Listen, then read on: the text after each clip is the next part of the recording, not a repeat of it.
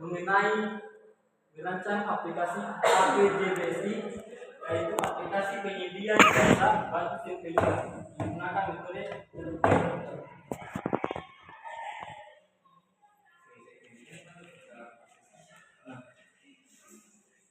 seperti yang kita ketahui bahwasanya pelayanan adalah serangkaian aktivitas atau interaksi.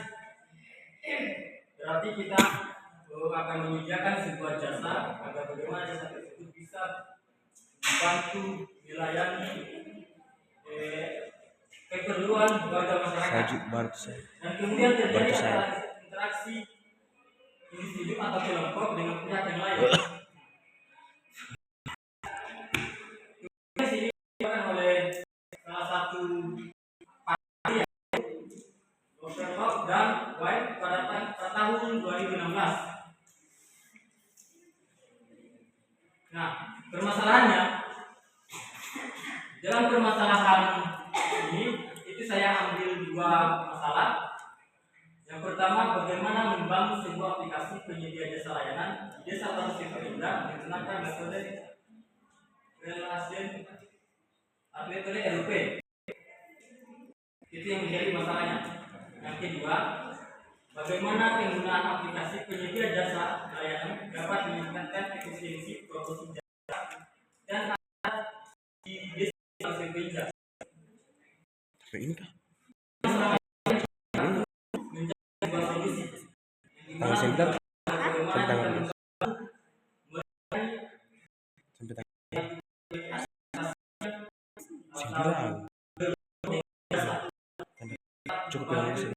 Cukup ya.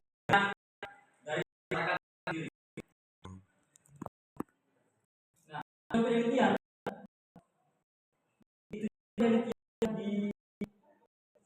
di saya yaitu untuk membangun yang namanya sebuah aplikasi, di mana aplikasinya akan bernama APJBSI.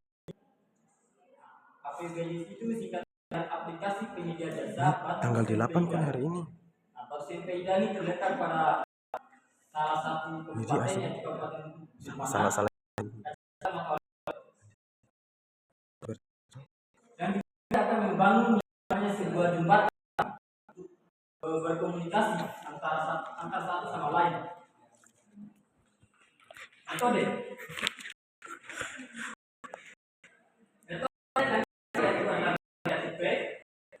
yang dimana dia akan mengembangkan masyarakat yang berfokus pada penggunaan pendekatan berorientasi objek. Nah, kalau sudah berbaur dengan yang namanya pendekatan berorientasi objek atau BDO atau BDO, bisa dicabut, anunya bisi-bisi. Berarti di situ akan ada yang namanya pengujian yang sebuah pengujian. Di mana pengujiannya itu entah itu bersifat black box dan sebagainya.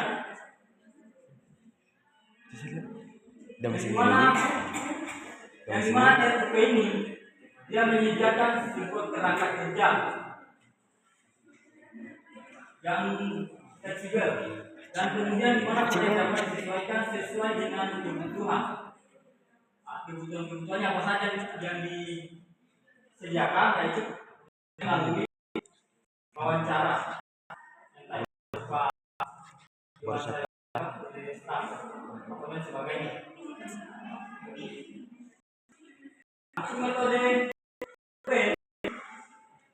Untuk metode LP ini dia terbagi menjadi 4.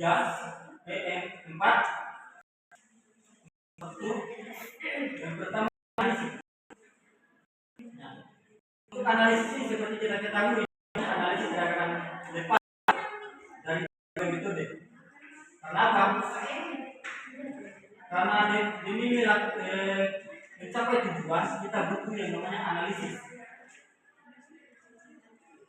Dan analisis di sini digunakan metode yang namanya kualitatif. Nah, kualitatif dia berbaur dengan yang namanya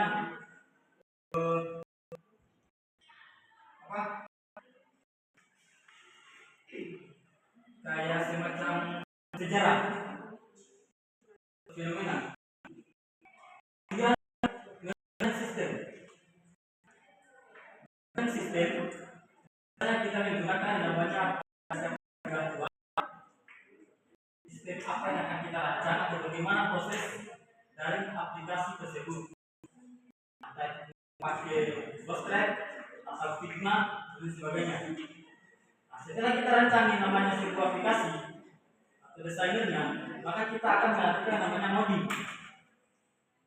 Nah, di modding ini, di situ kita atur algoritmanya, bagaimana kira-kira jika salah satu user melakukan aktivitas atau ingin membuat layar jasa dia tuh ya apa yang dia perlu. Nah, di situ kita atur algoritmanya, bagaimana kira-kira dan bisa menggunakan ini dengan Berapa lama ya? berpatok Ini. desainnya atau perancang sistemnya. Kita sudah melakukan namanya coding dan ketiga Pas kali KKN kita melakukan namanya pengujian. Di situ kita melihat dari sistem yang kita buat. Dia terbagi beberapa bagian. Yang pertama observasi. Kalau masalah observasi, kayaknya kita sudah tidak asing lagi. Apalagi kita sudah masuk kelas yang kemarin KKN, kita pasti melakukan yang namanya observasi. Observasi lapangan. Ketika kita sudah melakukan observasi, maka kita untuk menggali lebih dalam lagi mengenai apa tujuan kita dengan cara melakukannya bahwa kita wawancara karena kita menggunakan kualitatif wawancara untuk bagaimana fenomena masalah yang terjadi di salah satu desa. Kemudian ketika kita sudah melakukan wawancara, maka kita buatkan solusinya atau solusinya bagaimana agar kemudian dokumentasi perlu termasuk dalam kategori penting. Kenapa? Karena semua itu kegiatan harus dijelaskan sebagai bahan untuk kedepan studi pustaka. Bisa sambil jelasin sambil live TikTok. Cukup memori itu masalah. Ketika kita sudah melakukan observasi, wawancara, dan dokumentasi, maka kita tentukan apa yang kita lakukan. Kita tentukan di bagian studi pustaka.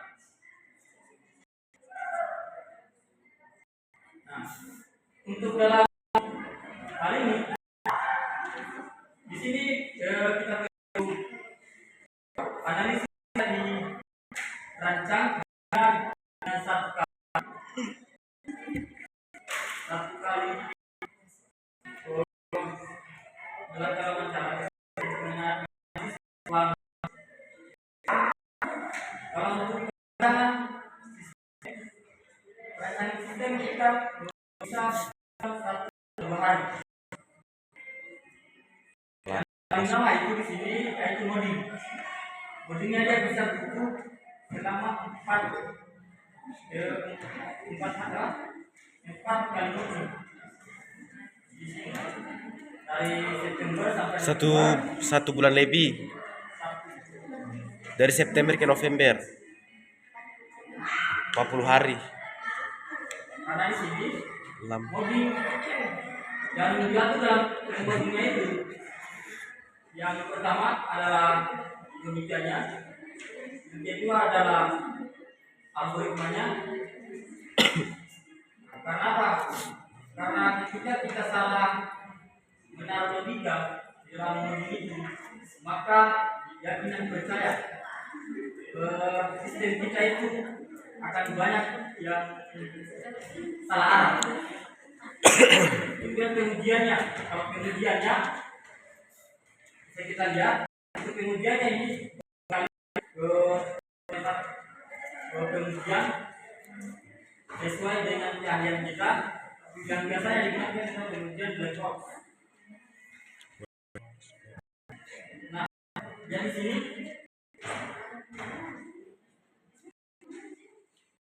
sini ada 3. Yang pertama, media jasa. dia pengguna jasa admin, dia bisa melakukan yang namanya mengelola data dan kemudian melihat atau menghapus dan kemudian dia logout. Sedangkan penyedia jasa dia bisa melihat yang order. Ketika dia sudah melakukan order, sudah melihat, maka dia bisa logout. Sedangkan pengguna jasa dia login, harus login logout. Nah, disinilah aktivasi diagram login.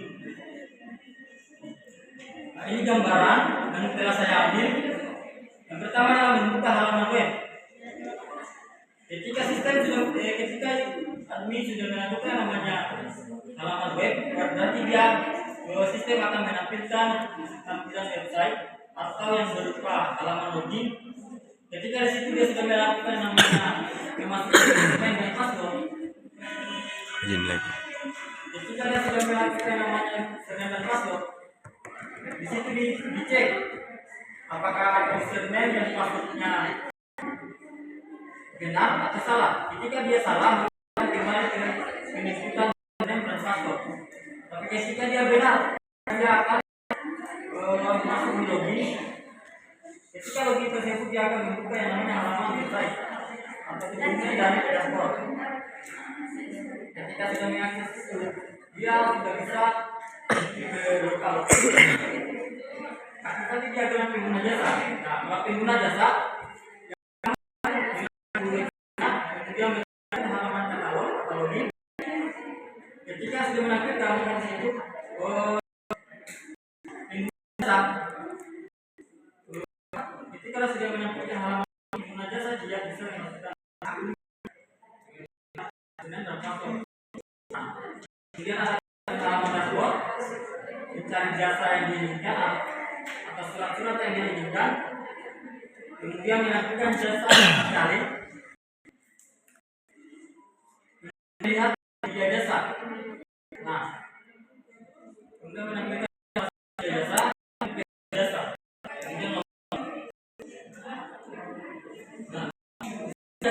penyedia jasa ada yang namanya jasa dan pertama akses. Kedua, ketika melakukan namanya akses, kita akan menampilkan halaman login. Ketika sudah login, maka dia akan menampilkan halaman dashboard.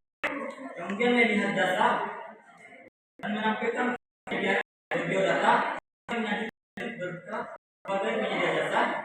Ketika penyedia jasa diverifikasi oleh admin, apabila dia betul, maka dia akan lanjut di bagian penyedia jasa. Ketika sudah ditolak, maka dia akan menolak untuk mengajukan sebagai penyedia jasa. Kemudian logout. Nah, ini adalah perancangan prosesnya. Yang pertama adalah start. Kemudian pengumpulan data. Di pengumpulan data ada studi literatur di lapangan. Di lapangan itu dia didapatkan dari hasil yang namanya observasi dan wawancara. Ketika sudah melakukan observasi kemudian dia menggunakan metode DATP.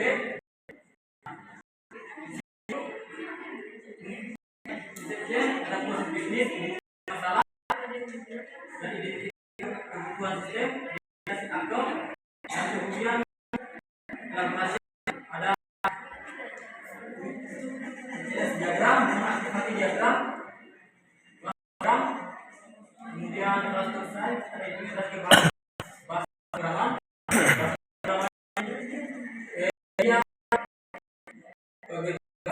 Bergantung apa yang kita kuasai dari bahasa pemrograman pakai dan sebagainya. Kemudian transition, alpha testing dan beta testing. Setelah melakukan proses ini, apakah dia atau tidak? apabila dia cara logikanya kinerjanya sudah bagus, tapi dia dikatakan berhasil, tapi jika tidak maka dia akan dirancang ulang kembali di bagian logikanya. Nah, database. Dan pastinya database itu sangat penting dalam salah satu website yang berhubungan dengan data. Apalagi di bagian masa-masa ini terbagi menjadi dua tabel. Ada tabel jasa atau penyedia jasa dan ada pengguna jasa. Kemudian ada tabel admin yang menghubungkan antara ketiga tabel ini. Yang menjadi salah satu relasinya adalah setengah matinya bikin begini. Sudah bikinnya mati. tabel admin dan tabel Belum tuh. penyedia jasa. Aku belum bikin projectnya. Kita bikin mari. Saya kamu tentang apa? Kemudian yang menghubungkan penyedia jasa dan pengguna Gitu, jasa. bisa. Dia Hari Minggu pemesan boleh. jasa. Malam Minggu. Saya bikin saya biar bulan. Namanya tampilan untuk admin. Jadi admin sebenarnya tampilan. Tabel admin dia terbagi Bagusnya apa sih beberapa kolom. yang dibikin pertama itu tampilan admin ini tampilan anunya dulu untuk berandanya dulu untuk Kolom pengguna itu tuh. adalah username. Isi Kolom bagusnya. ketiga adalah password. Kalau untuk admin kan dia agak simpel nih. Kalau untuk saya tuh cuma menambahkan setujui telah detail untuk kan kalau orang membeli itu online kalau ada pesanan disetujui. Penyedia jasa ada beberapa, dia bagi menjadi beberapa kolom lagi. Saya mau pakai template, kok pakai template? Saya Tiga jangan kolom. supaya ngerti gitu. Dan pengguna jasa terbagi juga menjadi 13 kolom.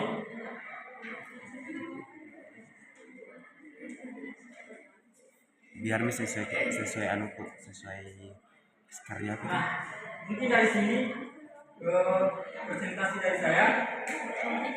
Mungkin saya kembali kepada teman-teman.